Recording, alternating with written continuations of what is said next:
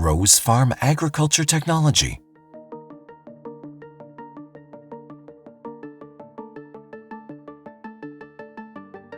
Do you know there are more than 150 species of roses? Roses can be found almost in every color and variety of shapes.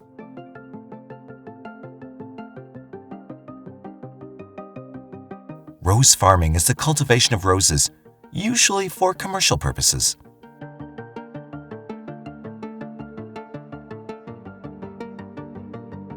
Roses are popular flowers that are used for decoration, gifts, perfumes, and other purposes.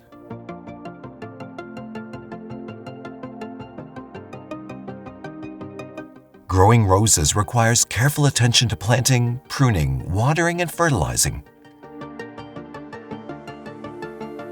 Let's dig a little deeper and see the story of cultivation and the process of harvesting the roses. Rose farming. The perfect time to double up the roses with the cutting technique is between the last weeks of August and the beginning of September, but sometimes it expands till October.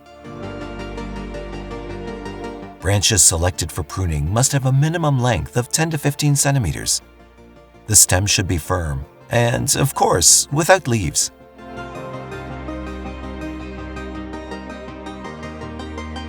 The chosen area must be in such a location where bright sunshine lasts for at least 5 to 7 hours. They can be quickly grown in plain lands where the climate is optimum, and soil must be well-drained, sandy, and loamy fertile. But be aware of the gripper transplanter. Yes, it's considered a perfect machine for this purpose. Let's learn how it works. The gripper transplanter has 4 discs that work accurately and never miss. The machine has a 4-rows planting layout. It creates a distance of 90 centimeters in each row and 20 centimeters space between plant to plant. If you want to watch more exciting videos, don't forget to subscribe to our channel and join our wonderful community. To progress a faster and more accurate rooting of the roses, the cutting must be shielded by the ground. But the most beneficial thing about this machine is its multi-performance characteristics, as there are many other accessories.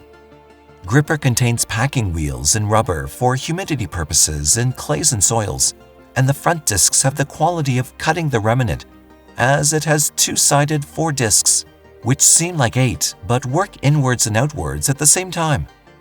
Let's find out the plantation according to the area and employees.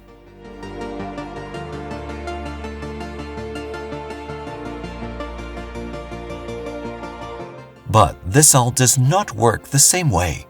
Just plant them and harvest them. Sometimes many companies test different varieties of roses and introduce new types that can be grown in a typical environment.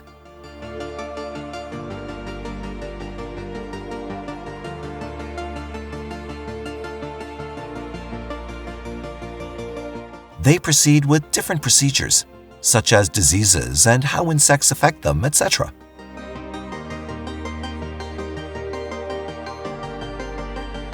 When they have an area for cultivation, they start their work and hire employees to perform their duties regarding planting, pruning, pinching, and other technical services such as removing dead leaves and canes.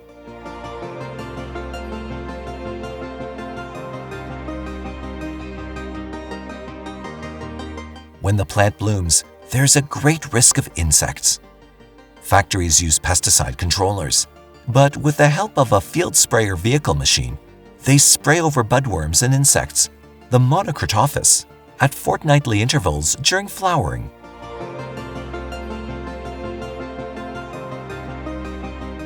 The engine automatically scans the diseased plant or flower and sprays them accordingly. They cut and destroy all infected blossoms as soon as they drop or die.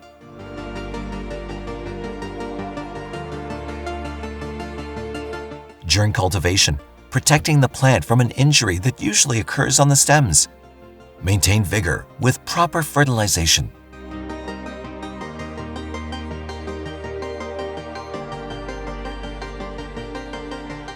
Harvesting process.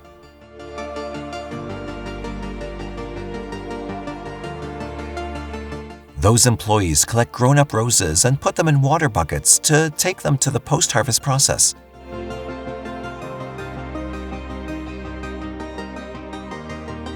But the new technology has made it an easy task for them, because now these days, the harvesting of roses is being done with sharp secateurs at the tight bud stage, when the color of the rose is fully developed and the petals have not yet started unfolding.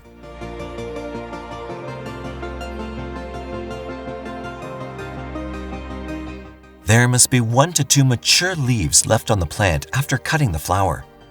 Harvesting hours are also crucial, and they must begin in the early hours of the morning. Everyone knows the fact that there's so many colors in roses. Have you ever thought of how you would know which color you're going to plant? Well, that's another thing, because they test them and keep them separate and assembled by their sizes and colors. And you'll be amazed by watching how these machines work so accurately and right on the point.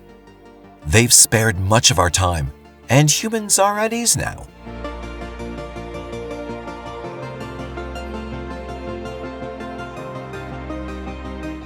Anyhow, this is half harvesting. The process gets started, such as removing buds, extra leaves, and stems, according to their sizes.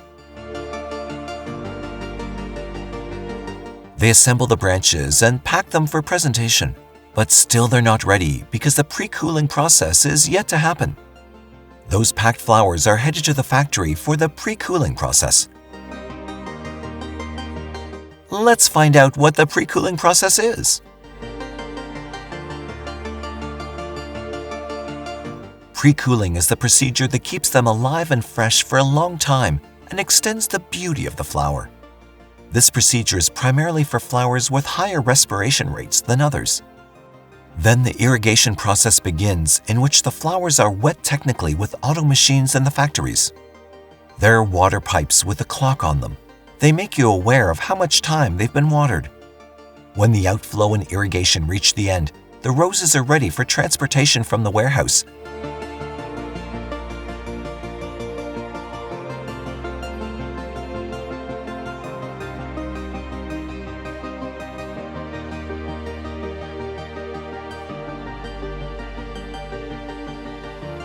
And sleeve bouquets begin to be loaded on the trucks.